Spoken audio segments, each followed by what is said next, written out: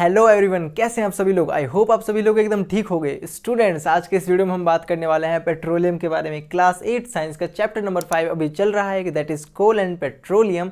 सो उसका एक important topic है ये। और इसके पहले वाले वीडियो में हमने कोल के बारे में बात की थी कि कोल क्या होता है और कोल किस तरह से बनता है। इसके अलावा हमने वहाँ पर नेचुरल रिसोर्सेज के बारे में बात की थी और मैंने आपको वहाँ पर ये भी बताया था कि फॉसिल क्या होते हैं। तो अगर आपने वो वाला वीडियो नहीं देखा तो आप उस वीडियो को ज़रूर देख लें। वो वीडियो आपको चैनल के प्लेलिस्ट सेक्शन में मिल जाएगी। सो स्टूडेंट्स, अभी हम वीडियोस थोड़ा फास्ट ला रहे हैं और टाइम पर ला रहे हैं। तो स्टूडेंट्स, मैं चाहता हूं कि आपका सिलेबस टाइम से हो जाए और अच्छी तरह हो जाए। तो हर बार की तरह आसान भाषा में और एकदम क्लियर तरीके से आपको इस टॉपिक को समझाने वाला हूँ। स्टूडेंट्स, मेरी आपसे बस एक छोटी सी रिक्वेस्ट ये है कि अगर आप इस चैनल के ऊपर नए हैं तो चैनल को सब्सक्राइब कर देंगे। और अगर कोई पुराना बच्चा इस वीडियो को देख रहा है तो एक काम करना है, आपको अपना नाम नीचे लिखना है कि कौन कौन से बच्चे मेरी वीडियोस देखते हैं। हर वीडियो में मैं इनकी अटेंडेंस लिया करूंगा, ठीक है। सो गाइज, चलिए बिना देरी करते हुए इसे स्टार्ट करते हैं। स्टूडेंट्स, आपको ये बात पता होनी चाहिए कि जो पेट्रोलियम होता है वो एक नेचुरल रिसोर्स होता है। Petroleum is also an natural resource. अब पेट्रोलियम का नाम सुनते ही कई सारे बच्चों के दिमाग में सीधा आता है पेट्रोल या फिर डीजल या फिर केरोसिन, तो उधर नहीं जाना। पेट्रोलियम सिर्फ एक नेचुरल रिसोर्स है। और पेट्रोलियम दो वर्ड से डिराइव हुआ है, एक होता है पेट्रा और दूसरा होता है ओइलम। एक होता है पेट्रा और दूसरा होता है ओइलम। पेट्रा का मतलब होता है रॉक और ओइलम का मतलब होता है ऑयल। तो रॉक से निकाला जाने वाला ऑयल। और ये रॉक कहाँ पर प्रेजेंट होगा, ये पत्थर कहाँ पर प्रेजेंट होंगे, ये पत्थर प्रेजेंट होंगे बेटा समुद्र के अंदर, सी के अंदर। कहाँ पर प्रेजेंट होंगे, सी के अंदर, समुद्र के अंदर। कौन, ये वाले रॉक। स्पेशल रॉक होते हैं, इम्परवियस रॉक होते हैं। अभी मैं आपको समझाऊंगा कि इम्परवियस रॉक होते हैं जब हम रिफाइनिंग ऑफ पेट्रोलियम पढ़ेंगे, ठीक है। अभी इस वीडियो में पढ़ेंगे रिफाइनिंग ऑफ पेट्रोलियम। तो अपना पूरा फोकस इस वीडियो के ऊपर बनाए रखें और इधर उधर का डिस्ट्रैक्शन बिल्कुल खत्म कर दें। सो स्टूडेंट्स, अब यहाँ पर आप देखेंगे इसकी फॉर्मेशन कैसे हुई थी, किसकी, पेट्रोलियम की। सो मैंने अभी आपको बताया पेट्रोलियम एक नेचुरल रिसोर्स है, तो इसकी फॉर्मेशन कई सालों पहले हुई थी, मिलियंस ऑफ ईयर्स अगो हुई थी। जैसे मैंने आपको बताया था ना कि कोल की फॉर्मेशन 300 मिलियन ईयर्स अगो हुई थी, उसी तरीके से इसकी फॉर्मेशन भी हुई थी काफ़ी टाइम पहले। तो हुआ क्या था कि जो ऑर्गेनिज्म रहते थे समुद्र के अंदर, कहाँ पर, समुद्र के अंदर, जो ऑर्गेनिज्म समुद्र के अंदर रहते थे उनकी डेथ हो गई थी उस समय, बहुत समय पहले उनकी डेथ हो गई। जब उनकी डेथ हो गई तो उनकी बॉडी समुद्र के नीचे जाना शुरू हो गई, सेटल डाउन होना शुरू हो गई बॉटम में। क्या हुआ, their bodies settled at the bottom of the sea, sea के नीचे, समुद्र के नीचे उनकी बॉडी सेटल डाउन हो गई, ठीक है। अब वहाँ पर हुआ क्या, देखो कोई चीज़ नीचे जा रही है तो वो कवर होती जाएगी, किससे कवर होगी, देखो समुद्र के अंदर आपको पता होना चाहिए sand and clay, sand and clay बहुत ज़्यादा होता है। जैसे जैसे डेड बॉडी समुद्र के नीचे जा रही थी, इनके ऊपर लेयर बाय लेयर कवरिंग चढ़ती जा रही थी। तो यहाँ पर क्या होगा, their body is covered with sand and clay, clear. वहाँ पर सैंड और क्ले से कवर होने के बाद क्या हुआ, वहाँ पर एब्सेंस ऑफ एयर था, कोई भी ऑक्सीजन की प्रेजेंस वहाँ पर नहीं थी। उसके अलावा वहाँ पर हाई टेम्परेचर और हाई प्रेशर था। कहाँ पर, समुद्र के नीचे, जिस जगह पर ये डेड बॉडीज़ नीचे दबी हुई थी, ठीक है। आपको ये चीज़ याद रखनी बहुत ज़्यादा इंपॉर्टेंट है। क्या कंडीशन थी, कंडीशन आपसे पूछता है कि क्या कंडीशन थी जिसकी वजह से ये पेट्रोलियम में कन्वर्ट हुए। तो बेटा वहाँ पर एब्सेंस ऑफ एयर थी, वहाँ पर कोई भी एयर प्रेजेंट नहीं थी, वहाँ पर हाई टेम्परेचर था, हाई प्रेशर था। सो इसके होने की वजह से, इन तीन कंडीशन की होने की वजह से, अगर आपको याद हो गई है कि तीन कंडीशन कौन सी हैं, absence of air, high temperature, high pressure, अभी कमेंट में लिखो, अभी कमेंट में लिखो। मैं देखूंगा कि कौन कौन बच्चा इधर ध्यान से पढ़ रहा है। सो जब ये सारी कंडीशन वहाँ पर अप्लाई हो गई तो उधर क्या बन गया बेटा, पेट्रोलियम और नेचुरल गैस बन गई। क्या बन गया, पेट्रोलियम और नेचुरल गैस बन गई। ये सारी कहानी कहाँ चल रही है, समुद्र के अंदर। आपको ये बात पता होनी चाहिए कि पेट्रोलियम को कहाँ से निकाला गया है बेटा, समुद्र के अंदर से। सो ये चीज़ क्लियर हो गई होगी, बहुत बड़ी बात नहीं थी, बहुत ज़्यादा ऐसा नहीं था कि अरे सर आपने तो कुछ नया बता दिया। हाँ देखो, आपके लिए शायद नया है लेकिन आसान है, इसे 2-3 बार पढ़ेंगे, पुराना हो जाएगा, आपको याद भी हो जाएगा। सो स्टूडेंट्स, आई होप आपको ये वाला क्लियर हो गया टॉपिक। उसके बाद एक छोटी चीज़ यहाँ पर ये आती है पेंसिल्वेनिया की, कि सबसे पहला जो ऑयल का वेल था, ऑयल का जो कुआं था, वो कहाँ खोजा गया था, वो यूएसए में खोजा गया था, पेंसिल्वेनिया में। और ये वर्ल्ड का फर्स्ट ऑयल वेल था, कब खोजा गया था, 1859 में। कहाँ पर, पेंसिल्वेनिया में, इंपॉर्टेंट है। उसके बाद इसके ठीक 8 साल बाद इंडिया के मकुम नाम के एरिया में, ये मकुम पड़ता है बेटा असम में, ठीक है। तो असम के अंदर क्या है, मकुम, यहाँ पर हमें 1867 में एक ऑयल वेल देखने को मिला। उसके अलावा जनरली, उसके अलावा एक क्वेश्चन बनता है कि जनरली इंडिया में ऑयल वेल कहाँ पर है, ऑयल कहाँ से निकाला जाता है जनरली इंडिया के अंदर।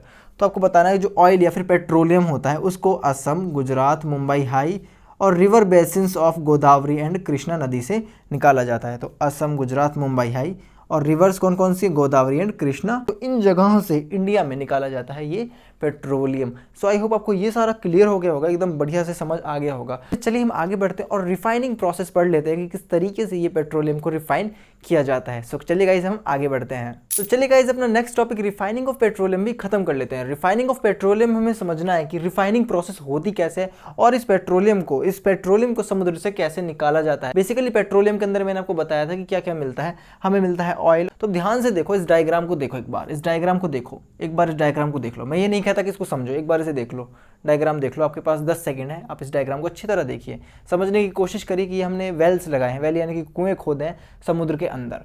एक कुआं जा रहा है ऑयल के पास और दूसरा कुआं जा रहा है नेचुरल गैस के पास। और आप एक छोटी सी चीज़ ये देखेंगे कि वाटर के ऊपर ऑयल है। आपको पता है कि जब वाटर होता है, अगर आप उसके ऊपर ऑयल डालेंगे तो वाटर के ऊपर ऑयल तैरता है, फ्लोट करता है। तो सेम प्रिंसिपल यहाँ पर भी अप्लाई होता है। इस वाटर के ऊपर ये ऑयल तैर रहा है क्योंकि वो हल्का है वाटर से, और ऑयल से हल्की नेचुरल गैस होती है, इसलिए वो और ऊपर तैर रही है या फिर और ऊपर प्रेजेंट है। ठीक है, यहाँ पर रॉक होगा और यहाँ पर रिजर्वियर रॉक होगा। ये चीज़ आपको समझ आए कि क्या क्या चीज़ें होंगी। रिजर्वियर रॉक होगा, वाटर होगा, अपना ऑयल होगा, नेचुरल गैस होगा, फिर अपना इम्परवियस रॉक और वेल्स जो हमने खोदे हैं। आई बात समझ में कि क्या चल रहा है? थोड़ा बहुत तो क्लियर हो गया होगा बच्चे। तो अभी 1 मिनट इसको भूल जाओ, जो अभी आपने क्लियर किया 1 मिनट इसे भूल जाओ। अब थोड़ा सा यहाँ पर दिमाग लगाओ। रिफाइनिंग ऑफ पेट्रोलियम, रिफाइनिंग हमें करनी है पेट्रोलियम की, लेकिन थोड़ा सा एक आप सोचिए कि पेट्रोलियम क्या होता है, एग्जैक्टली क्या होता है। Petroleum is a dark oily liquid, it is a dark oily liquid. गाढ़ा ऑयली लिक्विड होता है, डार्क होता है। ठीक है, उसके बाद देखो, डार्क मतलब कि बहुत ज़्यादा ब्लैक कलर का। अनप्लेजेंट स्मेल होगी, अनप्लेजेंट स्मेल होगी मतलब बदबूदार टाइप का होगा, अजीब सी इसकी स्मेल होगी। उसके बाद इसमें होता क्या है, हम इसे रिफाइन करते ही क्यों हैं? Because it is a mixture of various constituents like petrol, diesel, lubricating oil and paraffin wax. बहुत सारे कॉन्स्टिट्यूएंट्स इससे हमें मिल जाते हैं, जैसे कि पेट्रोल, डीजल, लिब्रिकेटिंग ऑयल। तो इनको निकालने के लिए हम इस पेट्रोल की रिफाइनिंग करते हैं, इस पेट्रोलियम की रिफाइनिंग की जाती है, पेट्रोल की नहीं की जाती। पेट्रोलियम से हमें पेट्रोल मिलता है, पेट्रोलियम से हमें डीजल मिलता है, पेट्रोलियम से हमें लिब्रिकेटिंग ऑयल मिलता है। कब? जब हम इस पेट्रोलियम की रिफाइनिंग करते हैं। अब आपको बात क्लियर हो गई होगी। अब रिफाइनिंग क्या होता है? The process of separating various constituent, इन सभी कॉन्स्टिट्यूएंट्स को अलग कर लेना। किससे अलग कर लेना? इस पेट्रोलियम से अलग कर लेना ही रिफाइनिंग होती है। दोबारा देख लीजिए, the process of separating various constituent of petroleum is called as refining. और रिफाइनिंग को करने के लिए हमें चाहिए होती है पेट्रोलियम रिफाइनरी। क्या चाहिए होती है? Petroleum refinery. क्लियर? और पेट्रोलियम रिफाइनरी में एक प्रोसेस होती है जिसका नाम होता है फ्रैक्शनल डिस्टिलेशन। क्या होता है? Fractional distillation. उसके थ्रू हम अलग अलग कॉन्स्टिट्यूएंट को निकाल लेते हैं। कौन सी प्रोसेस होती है? फाइनल प्रोसेस जो यहाँ पर है, एनसीईआरटी में नहीं है बेटा, थोड़ा सा लिख लो इसको। Fractional FRACTIONAL, fractional distillation, DISTILLITION। Fractional distillation final चीज़ होती है। मतलब पेट्रोलियम रिफाइनरी में कौन सी प्रोसेस होती है जिसकी वजह से हो पाता है? Fractional distillation. Fractional distillation. अगर आपको थोड़ा समझ नहीं आ रहा तो यहाँ पर नेम आ रहा है फ्रैक्शनल डिस्टिलेशन का, आप इसे देखकर नोट डाउन जरूर कर ले। फाइनल जो प्रोसेस होती है पेट्रोलियम रिफाइनरी में, जिसकी वजह से रिफाइनिंग प्रोसेस हो पाती है, जिसकी वजह से ये कॉन्स्टिट्यूएंट अलग अलग हमें मिल पाते हैं, वो कौन सी प्रोसेस होती है? Fractional distillation. ठीक है, और करता कौन है इस फ्रैक्शनल डिस्टिलेशन को? Petroleum refinery. अब स्टूडेंट्स यहाँ पर हम पेट्रोलियम और नेचुरल गैस के डिपॉजिट्स को समझने वाले हैं। इसे बोलते हैं पेट्रोलियम एंड नेचुरल गैस के डिपॉजिट। अगर आपको पेपर में पूछता है कि नेचुरल गैस को कैसे निकाला जाता है, आपको पेपर में पूछता है कि इस पेट्रोलियम को कैसे निकाला जाता है, तो आपको क्या करना है? आपको ये डायग्राम बना देना है। डायग्राम बनाने के बाद आपको समझाना है कि ये रिजर्वियर रॉक है, ये ऑयल है, ये नेचुरल गैस है, वाटर है एंड इम्परवियस रॉक है। तो यहाँ पर इसे कैसे करेंगे? यहाँ पर इसको समझने के लिए सबसे पहले हमने क्या करा है? समुद्र के अंदर कुएं खोदे हैं। क्या खोदे हैं? वेल्स खोदे हैं, कुएं खोदे हैं समुद्र के अंदर। 2 कुएं हमने बेसिकली खोदे हैं। एक कुआं जाएगा नेचुरल गैस के पास, यानी कि नेचुरल गैस निकालने के लिए एक कुआं खोदा गया है। इस कुएं में से नेचुरल गैस हमें बाहर मिल जाएगी। दूसरा कुआं खोदा था ऑयल के लिए, यहाँ से इस एरिया में पूरे में ऑयल है और इसे हम दूसरे कुएं के थ्रू बाहर निकाल लेंगे। तो सबसे पहला जो स्टेप आता है वो होता है इम्परवियस रॉक का। इम्परवियस रॉक को तोड़ते हुए हमारा वेल पहुंचता है नेचुरल गैस के पास और ऑयल के पास। एक छोटी सी चीज़ आपको याद रखनी है कि वाटर के ऊपर ऑयल फ्लोट करता है और ऑयल से हल्का होता है natural gas. That is why natural gas सबसे ज़्यादा टॉप पोजीशन पर है, उसके बाद ऑयल है और वाटर सबसे भारी है इसलिए सबसे नीचे है। और सबसे जो इधर पार्ट होता है बड़ा कठोर पार्ट वाला जो हिस्सा है वो है रिजर्वियर रॉक का। बस ये याद रख लो, क्लियर हो गया होगा। ठीक है, तो नेचुरल गैस को हमने निकाला, ऑयल को हमने निकाला किसके थ्रू, इन वेल्स के थ्रू निकाला। और यहाँ पर आपको ये शायद क्लियर हो गया। अगर क्लियर नहीं हुआ तो बच्चे मुझे कमेंट सेक्शन में बता देना कि सर हमें ये क्लियर नहीं हुआ, भैया हमें ये क्लियर नहीं हुआ, मैं आपको क्लियर करवा दूंगा। सो स्टूडेंट्स आई होप आप यहाँ पर सब कुछ नोट कर रहे होंगे, अपनी कॉपी में लिख रहे होंगे। अलग कॉपी बना लें, हमारे चैनल से अगर आप पढ़ रहे हैं तो अलग कॉपी बना लें, उस कॉपी में इनको नोट डाउन कर लें और रिवाइज करते रहें, आपकी बहुत हेल्प होगी, आपका कॉन्सेप्ट बहुत ही स्ट्रॉन्ग होगा। सो स्टूडेंट्स अभी हमारे पास कौन सा टॉपिक बच जाता है, मैं देखता हूँ, एक मिनट। अभी रात के बज रहे बेटा 12, तो मुझे थोड़ा सा दिमाग से निकल गया कि तुम्हारा टॉपिक क्या है। तो यहाँ पर कॉन्स्टिट्यूएंट ऑफ पेट्रोलियम है। कॉन्स्टिट्यूएंट ऑफ पेट्रोलियम का थोड़ा मैं बुक में से ही बता देता हूँ बेटा, एक बार इसको लिखना नहीं पड़ेगा। कॉन्स्टिट्यूएंट ऑफ पेट्रोलियम में ऐसा कुछ ज़्यादा है नहीं टफ की सर ये हमें समझ नहीं आएगा। कॉन्स्टिट्यूएंट ऑफ पेट्रोलियम में वो चीज़ें होती हैं जो हमें पेट्रोलियम से मिलती हैं। कौन कौन सी मिलती हैं, पेट्रोलियम गैस हमें मिलती है, एलपीजी लिक्विफाइड पेट्रोलियम गैस हमें मिलती है, जिसको हम होम और इंडस्ट्री में एज अ फ्यूल यूज़ करते हैं। उसके बाद पेट्रोल आपको पता है क्यों यूज़ किया जाता है, पेट्रोल को गाड़ी वगैरह चलाने के लिए यूज़ किया जाता है। कैरोसिन आपको पता है, और एयर जेट्स में, जेट क्राफ्ट में कैरोसिन का यूज़ होता है। डीजल का हैवी मोटर्स को चलाने के लिए यूज़ होता है।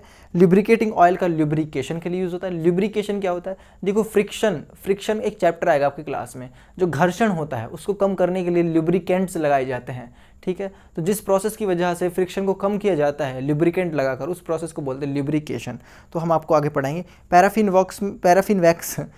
वैक्स में ऑइंटमेंट्स और कैंडल वैसलीन, जो ये आपकी पाउडर वगैरह होती है और बहुत सारी चीज़ें होती हैं, कैंडल वैसलीन इनमें यूज़ होता है पैराफिन वैक्स का। और ब्यूटामिन का यूज़ होता है पेंट में और रोड सरफेसिंग में, जो रोड का सरफेस होता है ना उसके लिए, उसमें मतलब लगाने के काम आता है कौन, ब्यूटामिन। तो ये सारे के सारे आपके कॉन्स्टिट्यूएंट ऑफ पेट्रोलियम थे। एक बार बेटा इसको याद कर लेना, पेज नंबर 60 पर है ये।